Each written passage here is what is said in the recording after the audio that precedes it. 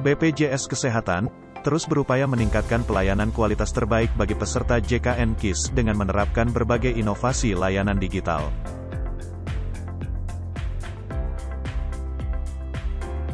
Ide, inovasi, dan rekomendasi dibutuhkan dalam meningkatkan pelayanan kepada lebih dari 200 juta peserta BPJS Kesehatan melalui teknologi digital. Dalam rangka merayakan hari jadinya ke-54, BPJS Kesehatan kembali mengadakan BPJS Healthcathon 2022 dengan tema Collaboration for Stronger, Faster and Better Innovation.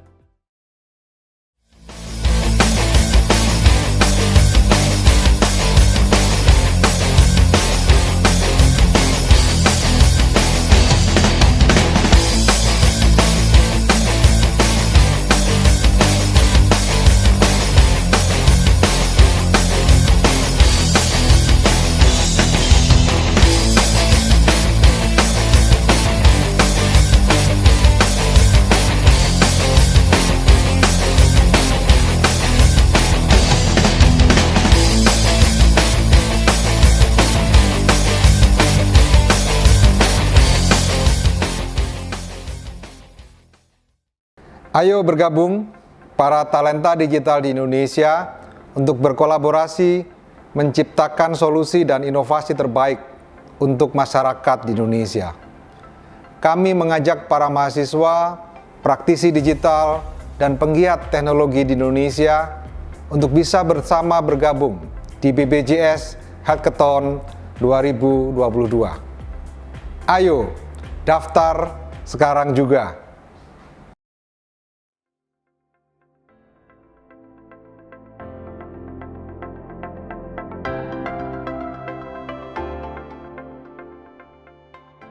BPJS Kesehatan saat ini mengelola data yang sangat besar dan sistem informasi yang dikembangkan cukup kompleks dan unik.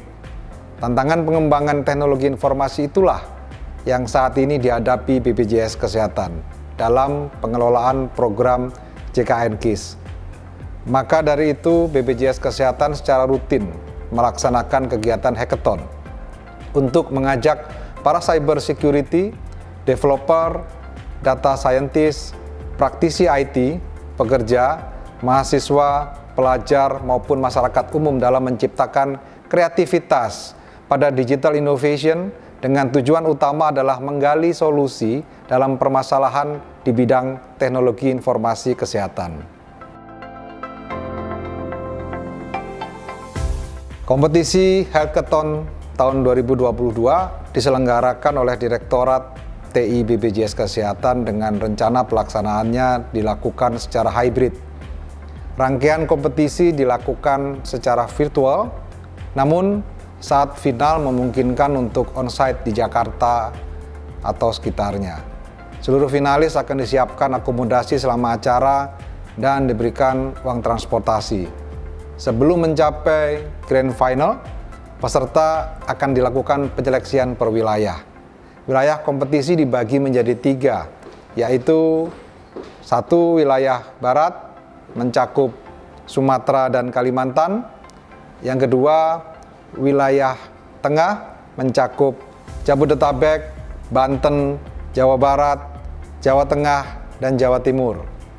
Yang ketiga wilayah timur mencakup Bali, Nusa Tenggara, Sulawesi, Maluku, dan Papua. 1. Kategori Penetration Testing Professional atau Pentest Pro. Yang kedua, kategori Penetration Testing Student atau Pentest Student. Yang ketiga, kategori Innovation System. Yang keempat, kategori Machine Learning. Kategori Pentest Profesional, peserta terbuka untuk umum, kecuali pegawai BPJS Kesehatan. Kategori Pentest Student, Innovation System, dan Machine Learning, peserta terbatas, hanya untuk mahasiswa aktif maksimum S1.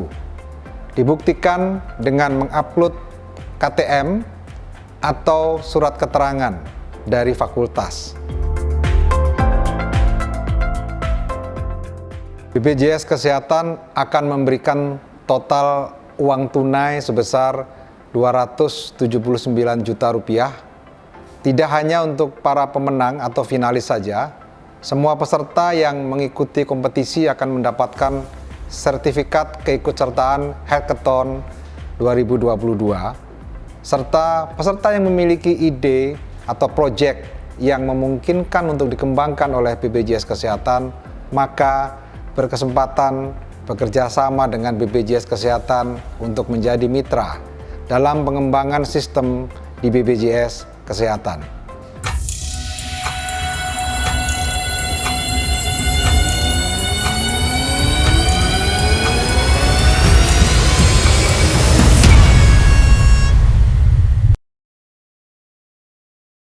Oke, Assalamualaikum warahmatullahi wabarakatuh. Selamat pagi teman-teman semua peserta Hackathon BPJS Kesehatan tahun 2022 untuk kategori Machine Learning. Oke, pada pagi hari ini kita akan technical meeting membahas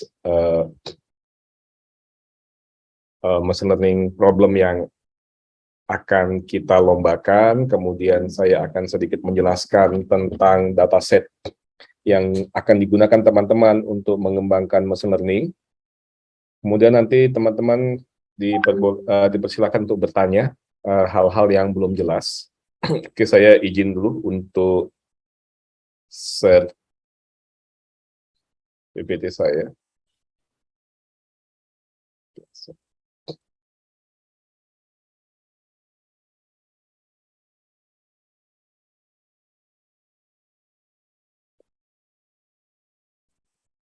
Sudah terlihat ya? Oke, sudah terlihat belum? Sudah Pak Rahmat. Ya Pak Rahmat, lanjut Pak. Oke, baik.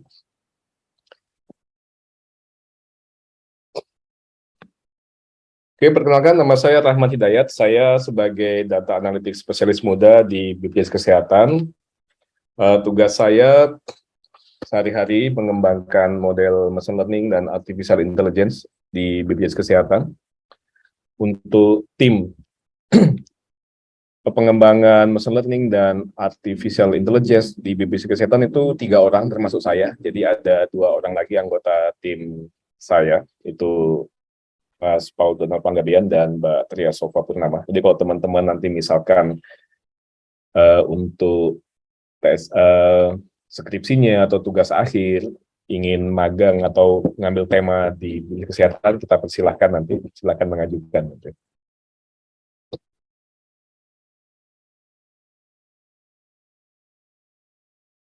Oke, ini CV saya, lanjut aja. Oke, baik, timelinenya, sedianya kegiatan technical meeting kan akan kita selenggarakan kemarin ya, jadi berhubung ada kesibukan di tim kami, maka kita jadikan hari ini. Jadi hari ini temanya pembekalan materi teknis pengembangan machine learning, kemudian nanti mulai hari ini sampai tanggal 6 Oktober, itu dimulai kompetisi tahap pertama machine learning. Di tanggal 7 Oktober, itu pengumuman lolos tahap 1, jadi tim-tim yang lolos tahap 1 akan diumumkan. Kemudian pada tanggal 18 sampai 12 Oktober, itu kompetisi machine learning tahap kedua. Itu seleksi wilayah. Jadi teman-teman yang lolos pada tahap 1 nanti masuk ke tahap 2, kita kasih lagi data untuk dipredik gitu. Kalau data trainingnya teman-teman sudah download kan, itu ada terdiri dari 3 file, nanti kita jelaskan di yang berikutnya. Kemudian tanggal 13 Oktober pengumuman lolos tahap 2, ini maaf, saya masih buat tahap 1. Kemudian tanggal 14 sampai tanggal 16 Oktober, ini penjurian wilayah, jadi waktunya masih tentatif, di antara tanggal 14 sampai tanggal 16, kemudian tanggal 17 sampai dengan tanggal 21 Oktober, itu kompetisi machine learning tahap ketiga atau final, dan penjurian final dijadwalkan pada tanggal 23 Oktober. Oke, kenapa topiknya adalah fraud detection? Jadi kalau teman-teman sedikit baca, mencari tahu tentang fraud detection di industri finansial, perbankan dengan insurance itu akan sedikit berbeda, health insurance. Kalau di perbankan, deteksi fraud bisa dilakukan in advance kan, jadi duluan untuk mencegah. Tapi ketika di healthcare, fraud detection biasa disebut dengan fraudnya itu dengan inefisiensi atau pemborosan, karena dia tidak hanya memprediksi orang-orang yang menyalahgunakan, tetapi juga memprediksi potensi-potensi di mana terjadi pemborosan dalam pembiayaan. Jadi di situ tantangannya.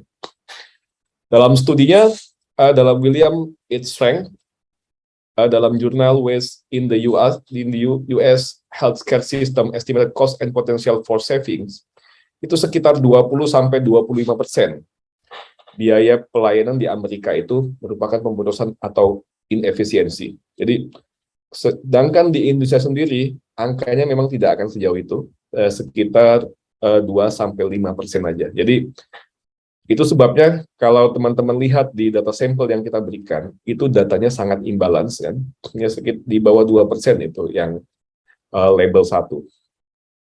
Jadi tugas teman-teman nanti mencari bentuknya bagaimana caranya bisa prediksinya berjalan dengan cukup baik. Oke. Jadi problemnya untuk memprediksi apakah terjadi inefisiensi pada klaim yang diajukan oleh Vaskes yang bekerja sama dengan BPJS Kesehatan. Jadi dalam skema Social Health Insurance BPJS Kesehatan, peserta tidak membayar atau tidak mengklaim ke BPJS Kesehatan, tapi yang mengklaim adalah rumah sakit atau fasilitas kesehatan.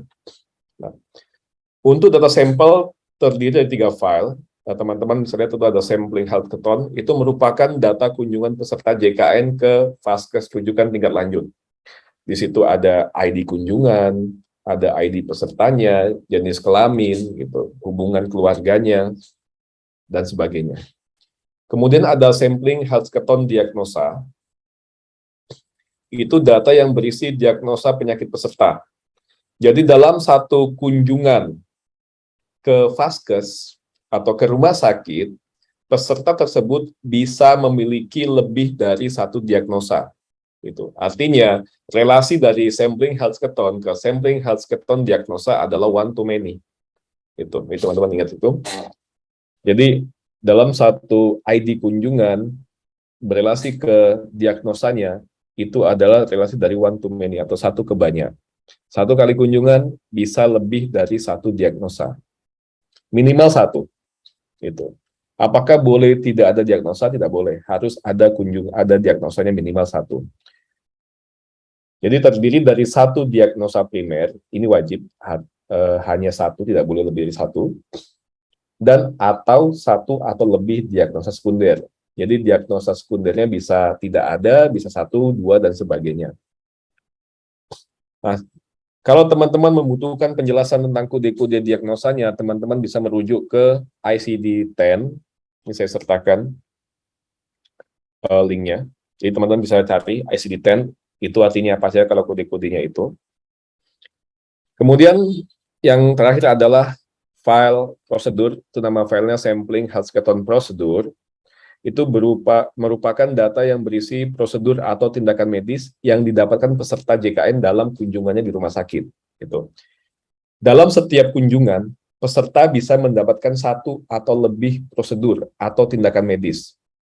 Artinya, bisa saja peserta hanya konsultasi ke rumah sakit tanpa mendapatkan tindakan. Itu. Jadi, relasinya dia one to many juga, tapi dia bisa saja tanpa mendapatkan prosedur. Nah, prosedurnya itu menggunakan ICD-9-CM. Teman-teman bisa nanti merujuk ke websitenya. Nah, jadi problem kita adalah binary classification. Jadi di mana data yang berlabel 0 itu artinya tidak terjadi inefisiensi, dan yang berlabel 1 di situ terjadi potensi inefisiensi pada klaim.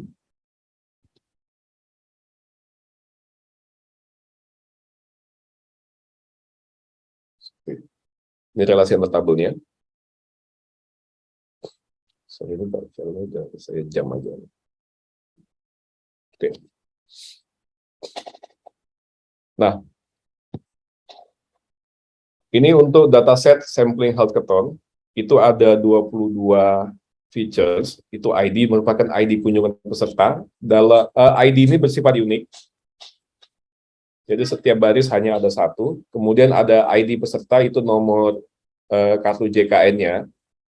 Jadi di sini nomor kartu JKN-nya sudah kita deidentifikasi, jadi ini bukan menggambarkan nomor kartu yang sebenarnya, gitu.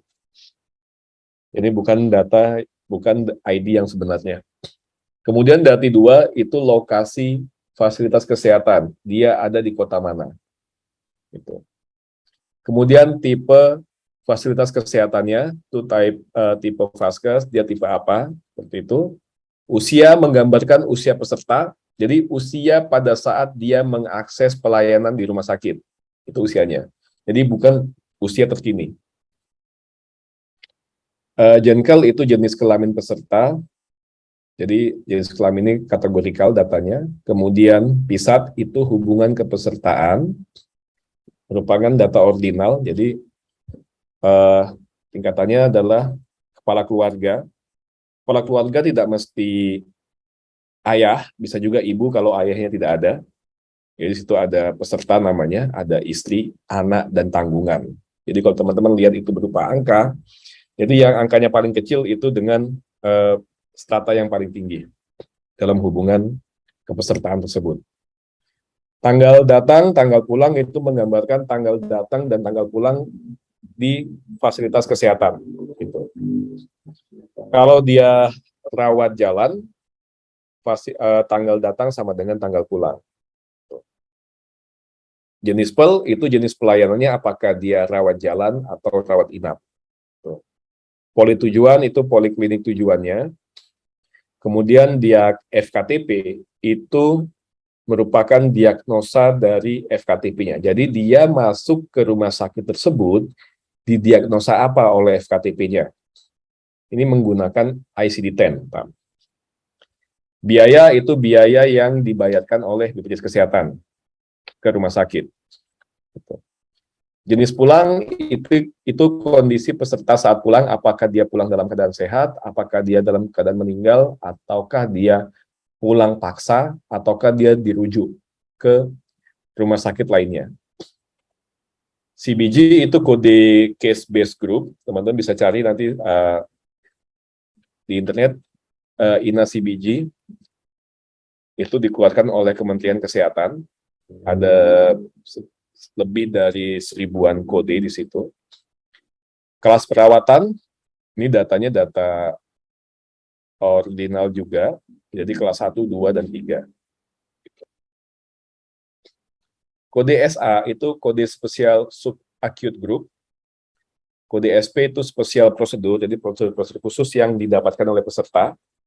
Kode SR itu spesial protesis, itu protesa itu alat bantu. Jadi kalau protesa itu bisa gigi, bisa gerak, dan sebagainya. KDSI itu kode special investigation, apakah ada investigasi khusus untuk kasus kunjungan tersebut.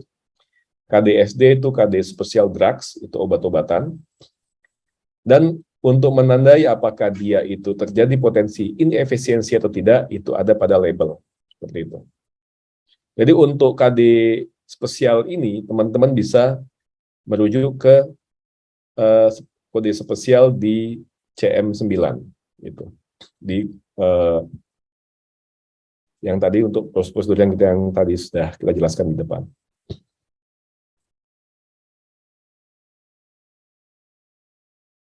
Nah, untuk diagnosa itu terdiri dari 3 field, itu ID kunjungan, kemudian kode diagnosa yang diberikan oleh dokter dalam kunjungannya di FKRTL, kemudian level ID. Jadi kalau dia ID-nya 1, itu berarti dia diagnosa primer, kalau 2 sekunder. Ya. Sekali lagi, diagnosa sekunder ini bisa lebih dari 1 diagnosa. Sedangkan diagnosa primer itu hanya 1 diagnosa. Nah, untuk prosedur, itu ada dua field, yaitu ID kunjungan sama kode prosedurnya. Teman-teman bisa merujuk ke ICD-9CM nanti untuk kode prosedur ini. Apa makna dari setiap kode prosedur yang didapatkan oleh peserta. Oke, untuk ketentuan lomba, teman-teman tentunya sudah baca dari yang sudah diberikan oleh tim panitia. Di sini saya ingin menekankan lagi, yang teman-teman masih ingat, bahwa untuk pengembangan, kita menekankan teman-teman menggunakan Jupyter Notebook nanti dalam pengiriman file. Ini khusus untuk nanti tahap kedua dan tahap ketiga. Teman-teman diwajibkan mengirimkan Jupyter Notebook, kemudian menyertakan file untuk environment setting-nya, yang itu kita minta yang relevan dengan proyek yang dikembangkan. Jadi, jangan sampai teman-teman mengirimkan file setting itu dari proyek teman-teman yang lain, dan library-library yang di sana tidak relevan dengan library yang digunakan dalam model teman-teman. Jadi kalau teman-teman misalnya menggunakan library scikit-learn, gitu, ya tentu teman-teman ya harus ada scikit-learn. Jangan di situ teman-teman tidak menggunakan TensorFlow, teman-teman ada memberikan TensorFlow atau PyTorch yang teman-teman tidak digunakan di proyek tersebut. Gitu. Nah, teman-teman harus menggunakan bahasa Python versinya 33.6 atau yang lebih tinggi. Kami tidak mengharapkan teman-teman menggunakan versi 2.7. Dan di Jupyter Notebook-nya, teman-teman buat table of content atau daftar isi, itu. Kemudian teman-teman sertakan penjelasan yang mudah dipahami untuk setiap tahapan proses, gitu. Jadi, teman-teman mesti berpikir bahwa kode yang teman-teman buat itu nantinya direview bukan oleh seorang programmer, gitu, tapi direview oleh orang biasa. Jadi, orang biasa tersebut itu harus paham dengan apa yang teman-teman tulis, gitu. Apa yang teman-teman ketikkan di situ. Gitu. Jadi formatnya minimal di situ ada langkah teman-teman dalam data preparation, gitu. Bagaimana teman-teman mengolah dari 3 tabel tersebut menjadi 1 tabel yang akan digunakan untuk prediksi. Kemudian di situ teman-teman juga langkah-langkah dalam cleansing datanya jika ada data cleansing di situ. Kemudian ada langkah EDA, ya teman-teman bisa gambarkan secara ringkas saja di situ. Apa saja sih isi datanya, gitu. Teman-teman tidak perlu detail, tidak perlu tahu makna dari setiap field itu, kode-kodenya artinya apa, tapi teman-teman bisa jelaskan bahwa kode ini ada sekian, itu cukup bagi kami. Kemudian features engineering, itu teman-teman bisa sertakan langkah-langkahnya dan sebutkan alasan kenapa teman-teman misalkan ada beberapa teman-teman melakukan modifikasi dari data yang ada, teman-teman kenapa menggunakan itu, gitu. Itu bisa dijelaskan. Kemudian modeling dan terakhir evaluation, teman-teman ambil algoritma terbaik yang menurut teman-teman ingin teman-teman ajukan di situ. Library yang digunakan bersifat free, jadi teman-teman tidak diperkenankan misalnya menggunakan library proprietary yang trial misalnya 30 hari gitu. Dan perkenankan teman-teman pakai library yang sifatnya free. Apapun itu. Bisa scikit-learn, bisa TensorFlow, bisa PyTorch, dan sebagainya. Gitu. Di sini kita menekankan readability, jadi kode yang teman-teman tulis itu, programnya itu harus readable. Teman-teman bisa mengacu ke PEP 8. Teman-teman pasti sudah paham yang pakai Python untuk standar PEP 8 seperti apa penulisannya. Kemudian model yang dikembangkan itu harus dapat melakukan real-time prediction. Kenapa real-time prediction? Karena kita menggunakannya real-time prediction di bisnis kesehatan. Pada beberapa kasus,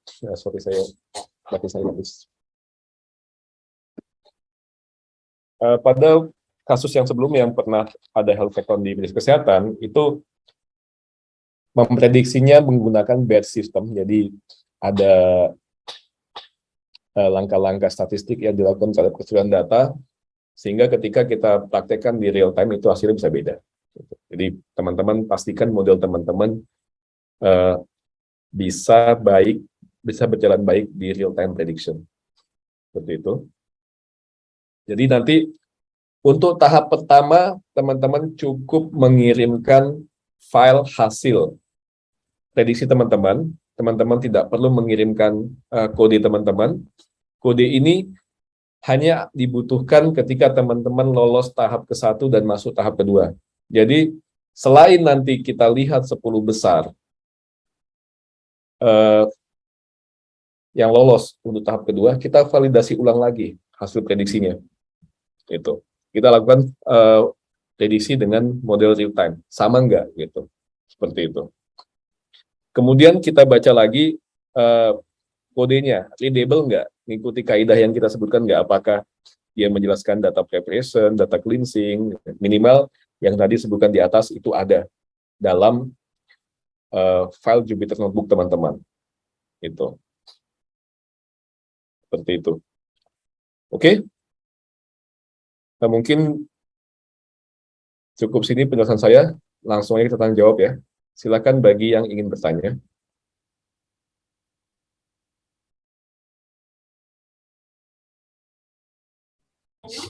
Oke, ini ada pertanyaan melalui chat ya. Saya bacakan dulu pertanyaan.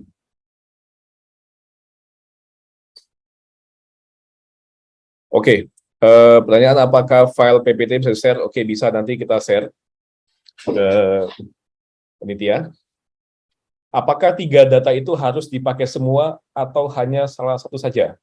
Teman-teman bebas, kalau teman-teman terasa hanya satu saja itu cukup, it's okay, teman-teman hanya menggunakan satu data saja, misalkan data yang berisi kunjungan. Kalau teman-teman terasa dengan itu prediksi teman-teman cukup baik, nggak ada masalah. Tidak wajib menggunakan keseluruhan data tersebut, ketiga tabel tersebut. Oke. Untuk yang kita submit itu minimal berjumlah 2 ya. Untuk tahap pertama, teman-teman cukup CSV-nya saja. Untuk tahap kedua, itu yang teman-teman submit adalah CSV, kemudian file IPYNB-nya, Jupyter Notebook, dan juga file setting environment. Nanti namanya itu adalah biasanya requirement.txt gitu. Nah, teman-teman sertakan itu. Atau yang format lainnya. Jadi, pastikan teman-teman nanti tahap kedua dan tahap ketiga upload 3 file, yaitu CSV-nya, kemudian Jupyter Notebook-nya, dan kemudian requirement environment-nya. Oke, model yang disubmit untuk tahap pertama, teman-teman punya kesempatan mensubmit 2 kali. Nanti yang diambil adalah hasil terbaik. Jadi kalau misalnya untuk tahap pertama, dalam submit yang pertama, teman-teman mencapai akurasinya itu semua measurement itu di atas 0,8 misalnya. Kemudian yang kedua kok turun, kita tetap ambil yang tertinggi. Itu. Jadi bukan yang terakhir. Jadi kita akan nilai yang hasil teman-teman yang terbaik. Oke, dari Joni Tolopo. Inefisiensi yang dimaksud seperti apa? Inefisiensi itu dalam health insurance itu misalnya ada upcoding. Upcoding itu misalnya orang sakitnya demam gitu, tapi dalam penagihannya itu penyakit yang lain yang lebih mahal biayanya. Itu namanya upcoding. Jadi dalam healthcare kita tidak langsung menyatakan bahwa itu fraud, tidak, karena fraud itu butuh keputusan dari pihak yang berwenang, jadi fraud. Jadi kita menyebutnya adalah inefisiensi. Kemudian ada unbundling. Unbundling itu yang tadinya kita bayarkan satu paket itu dipecah-pecah oleh pemberi pelayanan.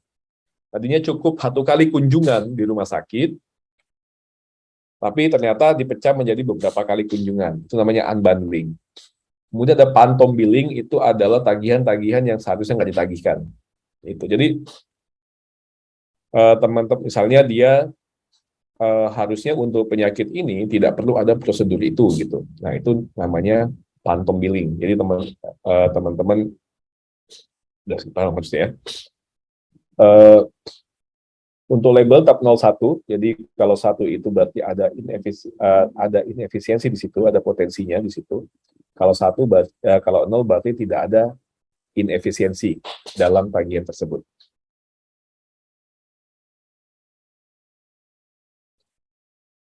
Untuk tahap 1 ini mendapatkan data unseen dari tim, tidak.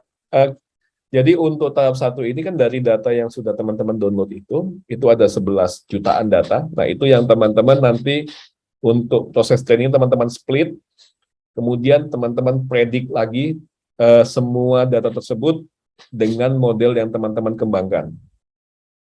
Seperti itu. Seperti itu, teman-teman boleh splitnya misalnya 80-20%, 30-70 sebagai, tapi ketika nanti teman-teman mengirimkan CSV hasil prediksi itu, teman-teman kirimkan seluruh recordnya. Gitu. Misalnya ada 12 juta, ya teman-teman kirimkan 12 juta record itu untuk kita validasi.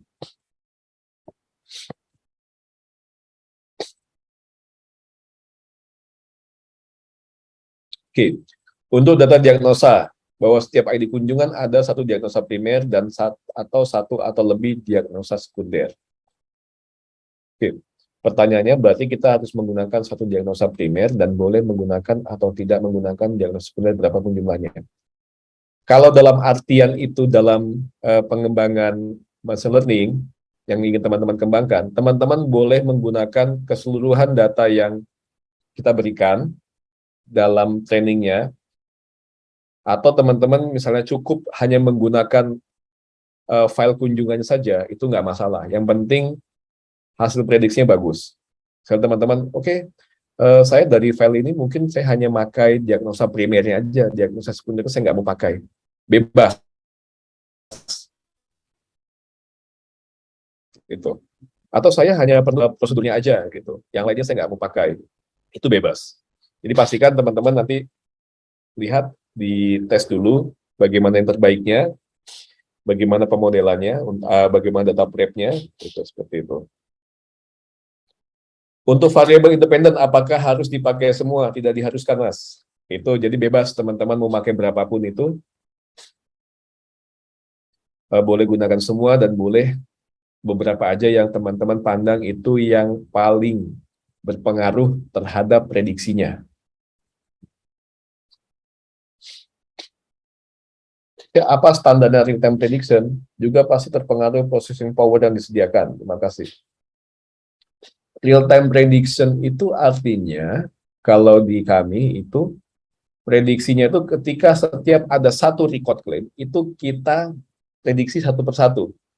Beda dengan batch. Batch, itu kan misalnya ada 2 juta klaim, itu kita lakukan proses sekaligus. Itu batch. Jadi, kita prefer melakukannya real time prediction di situ. Jadi, setiap kali misalnya ada masuk satu persatu, klaim itu kita prediksi satu persatu, tidak kita kumpulkan. Gitu.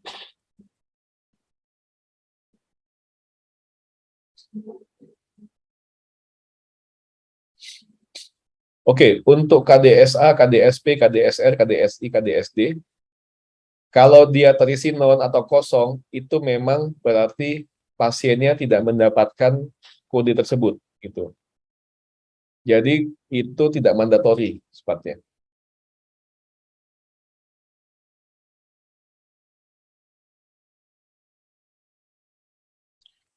Jenis peserta. Nol itu apa? Saya rasa untuk hubungan tadi ada apa ya tadi? Ini dari Wildan Gunawan. Itu jenis peserta. Ini kelihatannya pisatnya ya? Atau yang mana ya pertanyaannya ya? Bentar, saya lihat dulu. Jenis peserta. Jenis peserta atau jenis kelamin, Mas ya?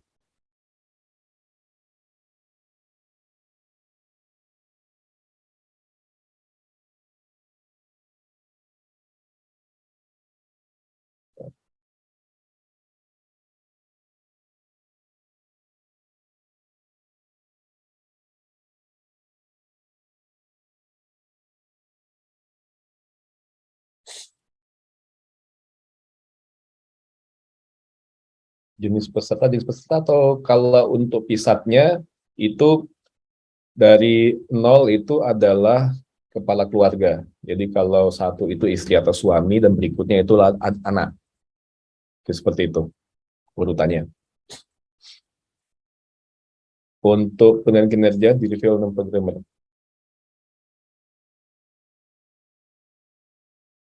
Untuk reviewnya itu bahasa nggak jadi masalah, mau pakai bahasa teknis atau bahasa awam nggak masalah, yang penting gampang dipahami. Itu. Kalau saya cenderung bahasanya hybrid itu. Kalau teknis ya saya sertakan istilah-istilah teknis di situ. Tapi saya memang menekankan bahwa bahasanya lebih mudah dipahami karena gap antara kita engineer dengan orang bisnis adalah masalah bahasa ini gitu. Jadi teman-teman sekalian belajar bagaimana teman-teman mengkomunikasikan ide teman-teman gitu kepada orang lain sehingga apa yang teman-teman kerjakan bisa dipahami oleh orang lain. Gitu. Nanti yang review memang tim kami yang mereview. Ada beberapa orang nanti yang mereview, melihat itu dipahami atau tidak. Jadi nggak usah terlalu pusing gitu. Ya, yang mereview tidak terlalu awam juga dan bukan juga orang yang sangat expert di bidang itu. Jadi mereka bisa paham gitu. Kalau dengan istilah-istilah teknis. Oke, untuk pengumpulan berarti CSV yang berisikan label prediksinya. Iya, jadi situ yang berisikan prediksinya, label prediksi. Jadi isinya hanya 0 dan 1. Kalau probability-nya teman-teman nggak usah sertakan. Jadi hanya ID sama label. Gitu. Fail safe machine yang akan digunakan sebagai prediksi didapat dari mana ya? Itu dari hasil prediksinya teman-teman. Jadi kan ketika teman-teman sudah berhasil membuat model, kemudian teman-teman ingin mempredik, kan hasil prediksinya itu teman-teman bisa simpan ke dalam sebuah file kan. Gitu. Nah itu yang teman-teman kirimkan ke kami. Jadi gini, untuk mengirimkan file prediksinya, teman-teman bisa menjalankannya secara batch. Itu supaya untuk ini teman-teman bisa dapat ID sama hasil prediksi. Tapi teman-teman mesti pastikan model teman-teman itu hasilnya berjalan baik dengan hasil yang sama ketika teman-teman melakukan real time prediction. Itu yang dimaksud itu. Paham ya sampai sini ya? Tentu kalau batch itu teman-teman bisa melakukan berbagai macam proses statistik dalam data tersebut secara bulk. Tapi itu akan berbeda ketika teman-teman memprediksi secara real time. Gitu. Jadi situ teman-teman bisa buat pipeline-nya nanti seperti apa, kalau dia real time seperti apa. Seperti itu.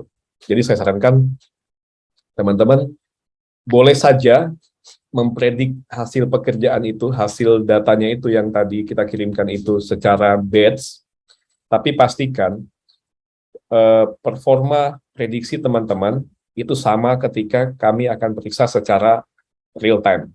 Seperti itu.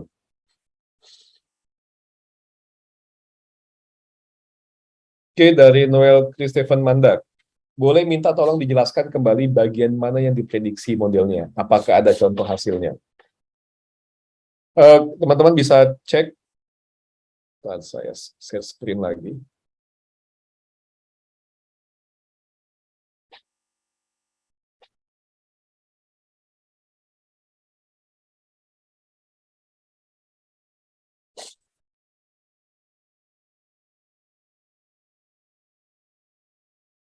Nah, yang diprediksi keseluruhan data ini dari variabel-variabel yang kita berikan. Jadi di sini untuk data trainingnya, ini sudah kita beri label untuk teman-teman training datanya.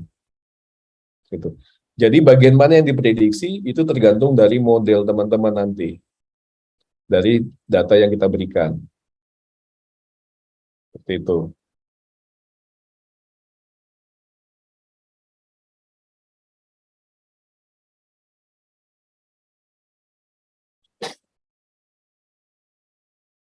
Apa boleh menggunakan Keras model dengan format H5? Boleh, teman-teman boleh pakai Keras, boleh. TensorFlow boleh. Yang penting library-nya sifatnya free, gitu. Jangan pakai proprietary library yang itu evaluation license 30 hari habis, itu jangan. Gitu. Kak, untuk datasetnya kok perbandingan labelnya 99% banding 1% gitu. Untuk data yang bisa dipakai juga hanya 20.000 saja. Ya itu the real problem, teman-teman. Jadi teman-teman kalau belajar machine learning, itu kan semua data sampelnya itu balance ya. Setidaknya paling minimal 30-70 gitu ya. 30 itu positif prediction, positif label, 70% negatif label. Nah, di sini dalam kasus real world, teman-teman tidak akan menemukan data yang seideal itu. Dalam kasus fraud atau inefisiensi di healthcare, itu teman-teman akan menemukan data-data yang sangat imbalance, gitu. Jadi very imbalance data. Jadi 1%-nya itu ya potensi fraudnya gitu, yang berhasil kita temukan. Jadi teman-teman dari situlah. Bagaimana mengatasinya itu teman-teman tergantung kemampuan teman-teman dalam mengatasi itu. Jadi kalau di perkuliahan mungkin teman-teman sudah dapatkan untuk balancing data, ya kan? Teman-teman gunakan itu untuk balancing data, teman-teman bisa menurunkan sampelnya sehingga jadi balance gitu kan. Bisa under sampling, bisa upper sampling gitu. Bebas gitu. Jadi teman-teman kombinasikan keduanya. Teman-teman ambil dulu misalkan karena 11 juta mungkin di laptop teman-teman tidak sanggup mengolah itu gitu. Teman-teman bisa ambil sampel hanya setengahnya, kemudian teman-teman upper sampling boleh. Atau teman-teman under sampling sehingga datanya cuma 20.000 saja. It's okay. Yang mana saja menurut teman-teman itu baik gitu.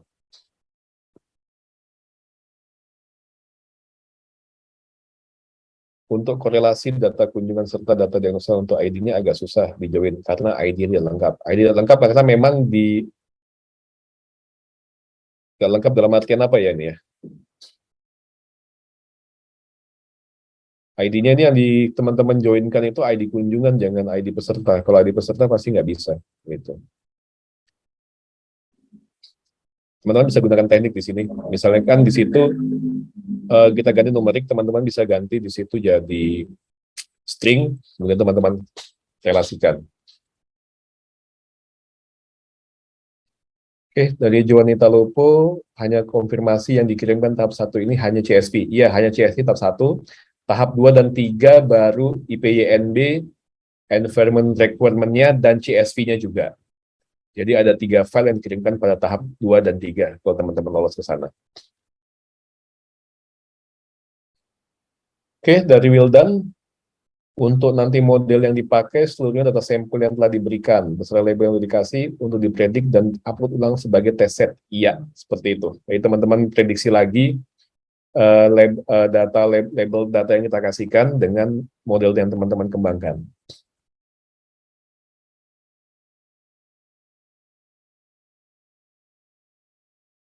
Untuk bertanya untuk pengumpulan file CSV-nya yang labelnya berarti hanya satu kolom ya. Oke, ya label hanya satu kolom aja, kolom label nanti. Tapi teman-teman sandingkan dengan ID kunjungannya nanti. Data validasi pada tahap 1 apakah ada? Ya teman-teman ambil dari yang 11 juta record itu untuk validasi. Teman-teman bisa bagi jadi 3, data training, data testing, dan data validation. Seperti itu. Bisa dibagi dari situ. Untuk semua yang variabel bentuknya ordinal, Mas, mungkin boleh jelaskan. Ini penjelasan seperti apa ya, yang bentuknya ordinal? Yang ordinal tadi hanya data pisat itu yang ordinal bentuknya. Sama nggak ada lagi, hanya data pisat aja yang dia ordinal. Data yang lainnya itu dia hanya data nominal aja. Oh ya, visat sama kelas perawat itu data ordinal.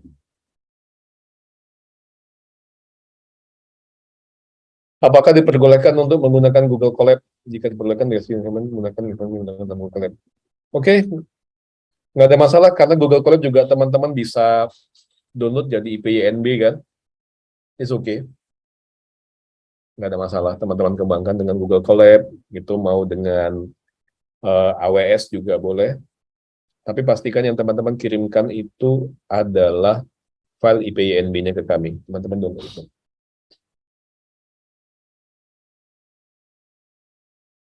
Distribusinya agak terlalu besar perbedaannya. Apakah ada dataset tambahan satu? Oke, memang itu data kita. Jadi kalau teman-teman akan lihat, tidak ada data yang distribusinya normal dalam real world. Itu. Jadi memang datanya sengaja tidak kita normalisasi. Ya, seperti data apa adanya. Teman-teman akan menemukan nanti skew datanya, ya seperti itulah memang data dalam real world. Gitu.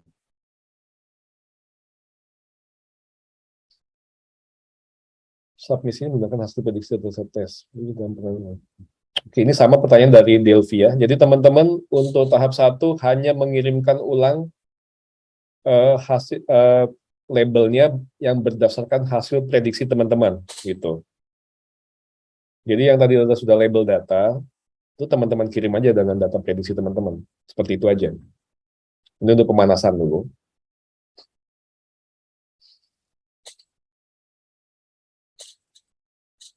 Apakah data tersebut boleh kita gunakan hanya sekitar 100.000 data saja? Untuk training boleh, silakan teman-teman sesuaikan dengan kemampuan laptop masing-masing. Boleh 100.000, boleh 1 juta, itu silakan. Kalau teman-teman punya laptop yang agak bagusan, bisa 2 juta data teman-teman training. Karena saya biasa juga trainingnya sekitar segitu aja. 1 juta atau 2 juta data di laptop saya.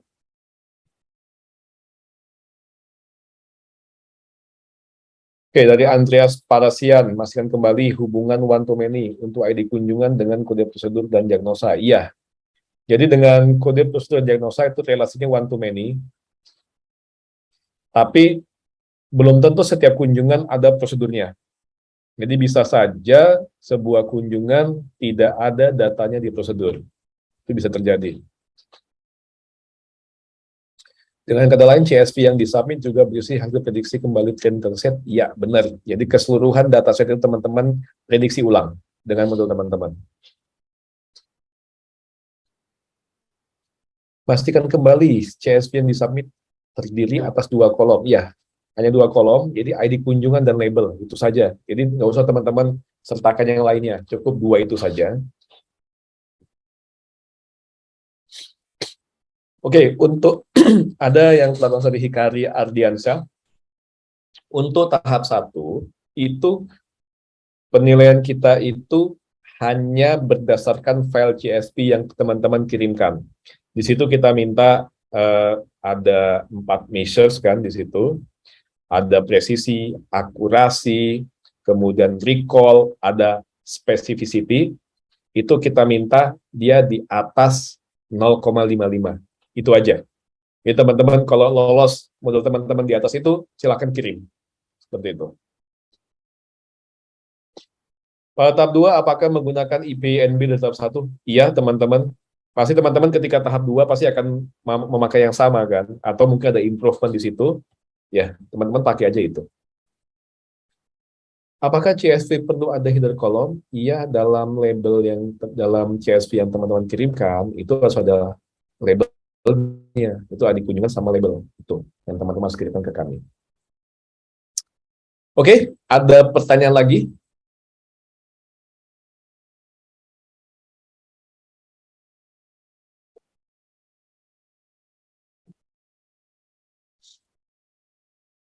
Ada yang masih belum jelas dari penjelasan saya? Oke.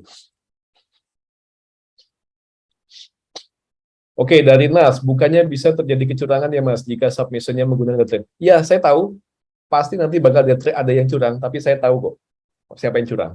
Gitu. Pasti akan ada yang tidak buat model, dia hanya mengirimkan kembali. Bagi saya nggak ada masalah. Silakan teman-teman kalau mau curang nggak apa-apa, tapi teman-teman akan mempermalukan di teman-teman sendiri nanti. Dan juga nama kampus teman-teman, gitu aja. Kalau saya nggak ada masalah. Karena di tahap kedua pasti ketahuan semuanya berantakan nantinya. Gitu. It's okay. Saya juga dosen kok, jadi saya tahu mahasiswa yang curang. Gitu. Jadi oke, kalau teman-teman kalau mau curang, saya tutup mata, silakan. Cuma kakak ketahuan gitu. Jadi jangan bikin malu diri teman-teman sendirinya, ya. Gitu. Jadi kalau malu kan teman-teman sendiri sama kampus teman-teman nanti kalau curang. Oke, izin mungkin jelaskan lagi real time prediction bagaimana. Oke, saya jelaskan. Real time prediction yang dimaksud adalah gini. Kalau selama ini teman-teman mungkin di perkuliahan belajarnya itu adalah untuk prediksi batch ya. Jadi misalnya teman-teman ada data satu set data, kemudian ada data validasi. Ketika teman-teman memprediksi data validasi, itu teman-teman kan akan lakukan langsung masukkan datanya dibentuk dulu, kemudian teman-teman masukkan ke pipeline langsung diprediksi. Seperti itu kan, keseluruhannya dikirimkan.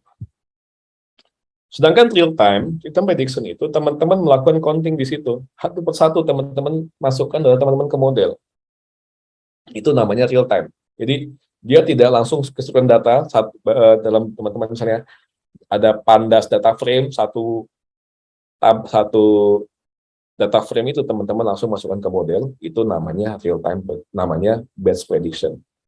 Jadi kalau misalnya teman-teman melakukan pengolahannya gitu, balancing data di situ, kemudian teman-teman kirimkan, itu nanti scoring prediction-nya, ketika teman-teman tidak membuat mekanisme dan model teman-teman bisa untuk real time prediction, itu akan berbeda hasilnya, hasil prediksinya.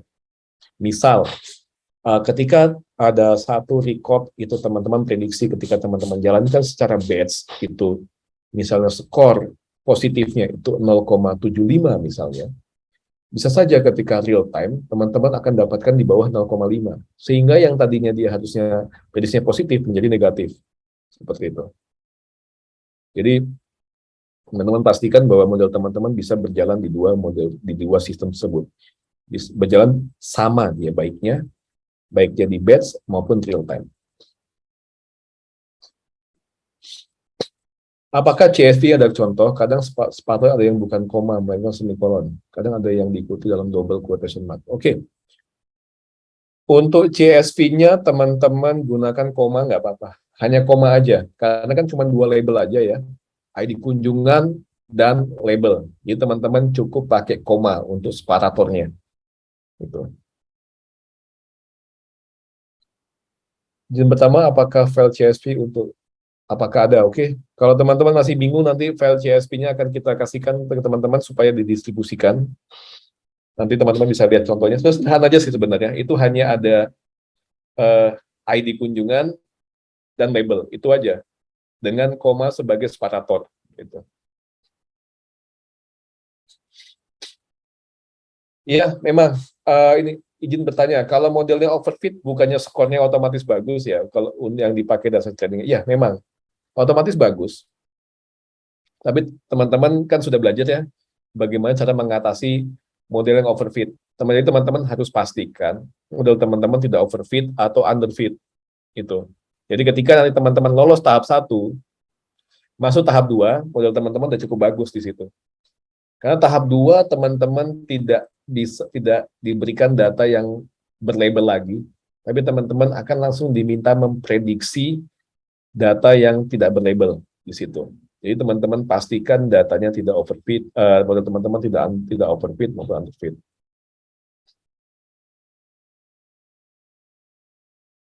Izin bertanya, nanti datanya kan akan di-split menjadi training, testing, dan validasi. CSV yang dikirimkan adalah data yang telah di-split. Atau semua data. Ya, teman-teman kirimkan semua data. Jadi, ketika teman-teman udah lakukan, tadi udah bagi, data training, data test, validation data, kemudian model tadi, teman-teman silakan kirim, teman-teman lakukan prediksi ulang keseluruhan data yang kita berikan. Itu ada 11 juta. Silakan teman-teman predik lagi. Itu. Hasilnya bagaimana? Gitu. Itu yang ingin kita lihat. Untuk presisi, recall, akurasi, dan spesifik masukkan dalam CSV. Nggak perlu. Jadi teman-teman cukup ID kunjungan sama label. Yang menentukan recall, presisi, akurasi, specificity itu nanti di sistem kami. Yang akan langsung menguatkan nanti setelah proses teman-teman masukkan, submit hasil prediksi teman-teman Teman-teman tunggu nanti akan langsung muncul berapa skor teman-teman untuk presisi, recall, akurasi, dan spesifisitinya. Apakah data yang sudah dibersihkan boleh disimpan dalam CSV dan CSV-nya akan digunakan kembali untuk tahap kedua? Silakan teman-teman simpan, nggak masalah. Itu. Nanti teman-teman tahap 2 teman-teman akan gunakan itu untuk training ulang, datanya nggak ada masalah, silakan. Gitu. Jadi di sini teman-teman bebas training apapun gitu. Jadi kita lihat result sama lihat nanti langkah teman-teman.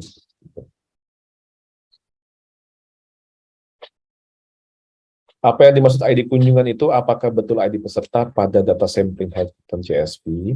ID kunjungan, bentar, saya lihat. ID kunjungan berbeda dengan ID peserta. Jadi kalau di dataset sampling hackathon itu ada dua kan, ada ID itu merupakan ID kunjungan dan ID peserta. ID peserta adalah yang membedakan peserta satu dengan peserta yang lain. Jadi kalau ID pada dataset sampling hackathon itu dia unique value. Jadi hanya ada satu di situ. Tapi ID peserta itu bisa beberapa dalam sampling hackathon. Artinya peserta bisa melakukan kunjungan lebih dari satu kali ke rumah sakit. Kemudian di sampling hackathon diagnosa itu ID-nya itu merujuk ke ID kunjungan. Jadi kalau teman-teman ingin menjoin, teman-teman gunakan ID, jangan ID peserta. Seperti itu ya. Apakah data yang diberikan boleh digunakan untuk melakukan penelitian skripsi? Silakan untuk riset skripsi boleh teman-teman gunakan, tapi etikanya adalah teman-teman meminta izin kepada bidik kesehatan untuk menggunakan data itu sebagai skripsi. Itu aja, ngasih tahu aja, minta izin. Datanya nggak masalah. Ada kok yang jadikan data sampel hackathon itu sebagai jurnal, ada. Nggak ada masalah. Yang penting ngasih tahu juga kami. Seperti itu. Kalau teman-teman mau nyari ide untuk skripsi teman-teman di bijaksana gitu, silakan teman-teman. Nanti kita bisa fasilitasi. Mau risetnya tentang model machine learning di kesehatan boleh, mau belum sekalian buat skripsi, mau magang juga silakan.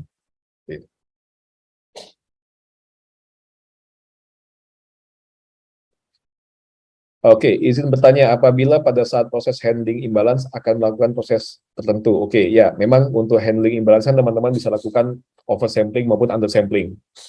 Tapi yang teman-teman kirimkan itu adalah data asli gitu. Kan kalau misalnya teman-teman melakukan oversampling dari 11 juta kan bisa menjadi misalnya jadi 22 juta data teman-teman kan. Tapi yang teman-teman kirimkan cukup yang aslinya saja tadi. Bukan data hasil resampling untuk mengatasi imbalance gitu, bukan. Jadi data yang aslinya 11 juta dengan ID yang memang gitu. Oke. Ada lagi yang bertanya? Silakan bertanya sampai teman-teman benar-benar paham dan yakin tentang apa yang harus teman-teman kerjakan.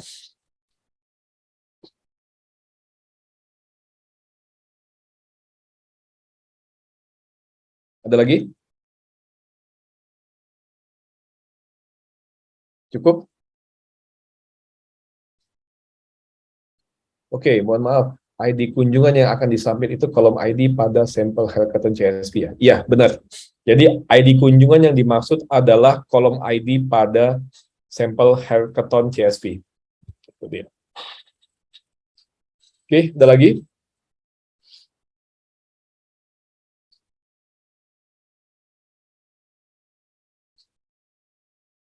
Dinas untuk memperjelas yang tadi, Dinas Kesehatan Kota atau provinsi ya?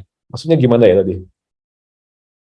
Oke, seleksi wilayah itu pembagiannya berdasarkan apa? Itu berdasarkan daerah tingkat 2, yaitu kabupaten atau kota. Itu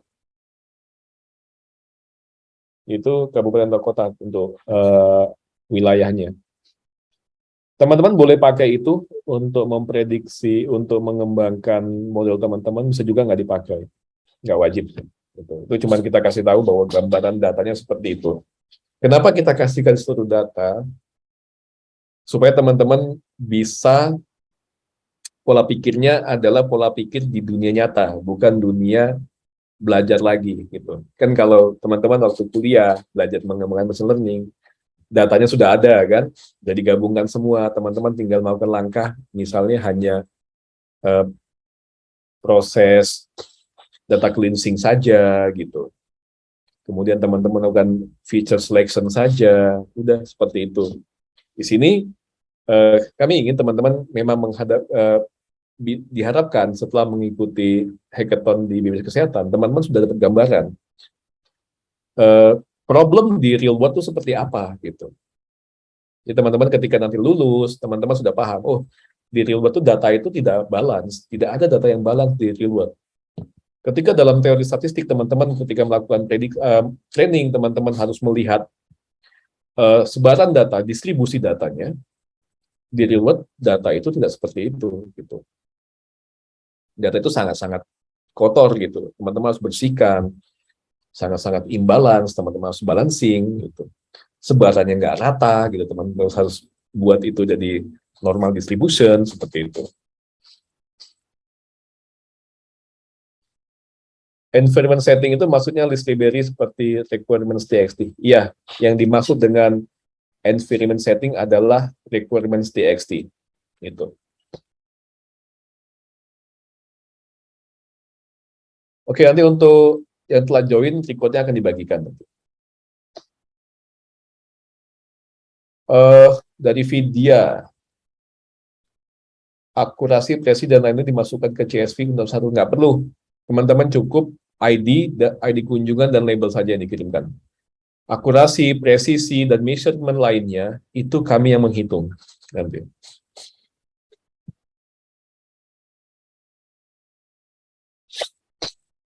KDSA, KDSP, KDSR, KDS, KDSD berdasarkan ICD-9. Tapi tepatnya cari di bagian apa ya?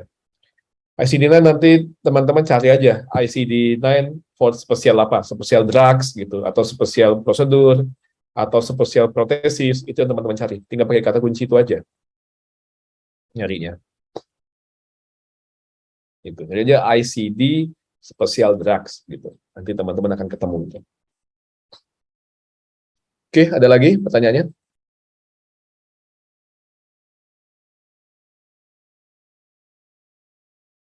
Oke, kalau untuk magang silakan teman-teman kirim surat ke Bpjs Kesehatan dengan surat pengantar dari universitas bahwa teman-teman ingin magang di Bpjs Kesehatan.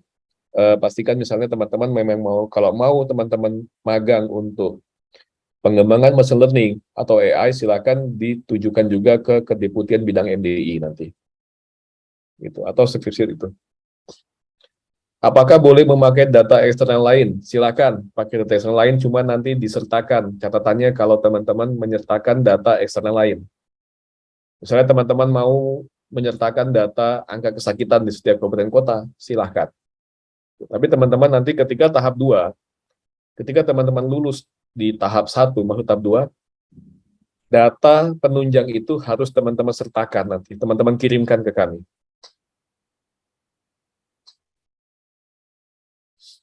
Oke, ini yang telah join, ID pengunjung dan ID peserta bedanya apa? ID kunjungan, Mas, bukan ID pengunjung. Jadi ID kunjungan itu adalah penanda pada setiap kunjungan peserta di rumah sakit. Jadi itu sifatnya unik. Dalam setiap kali kunjungan mendapatkan ID kunjungan yang berbeda. Sedangkan ID peserta itu adalah ID kepesertaan seseorang dalam JKN. Jadi ketika seseorang berkunjung di rumah sakit atau di FKTP, di puskesmas, kapanpun, dimanapun, dia tetap memakai ID yang sama. Seperti itu. Ada lagi pertanyaan?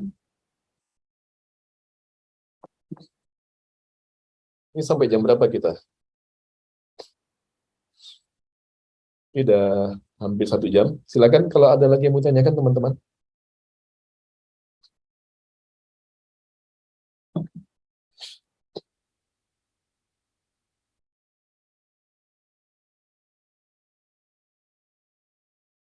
Udah cukup?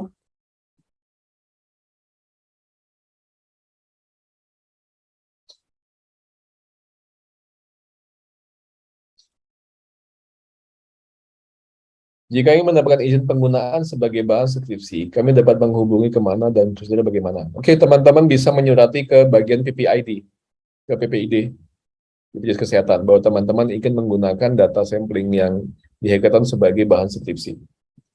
Boleh.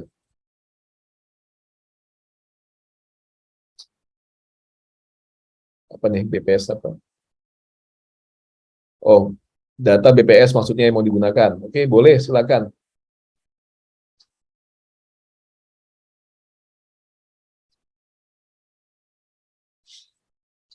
Oke, ada lagi pertanyaan?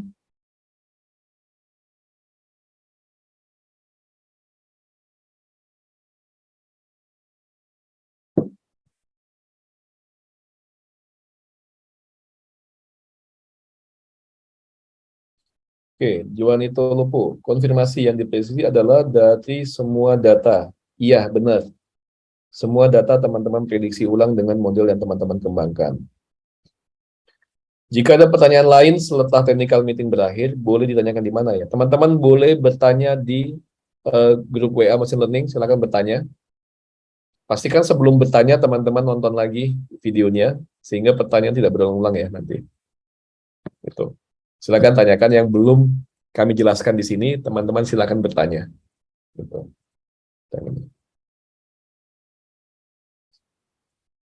Oke, ada lagi pertanyaan? Apakah sudah cukup dari saya penjelasannya? Teman-teman punya waktu 3 pekan untuk ini, jadi saya kira cukup teman-teman. Kalau teman-teman mau menggunakan sebagai skripsi, boleh nanti. Oke, kalau sudah cukup, tidak ada pertanyaan lagi, ya, saya akhiri ya. Technical meeting kita pada hari ini. Terima kasih teman-teman atas kehadirannya. Mohon maaf jika ada kesalahan. Saya akhiri. Wabillahi taufiq wal hidayah. Assalamualaikum warahmatullahi wabarakatuh. Selamat siang, teman-teman.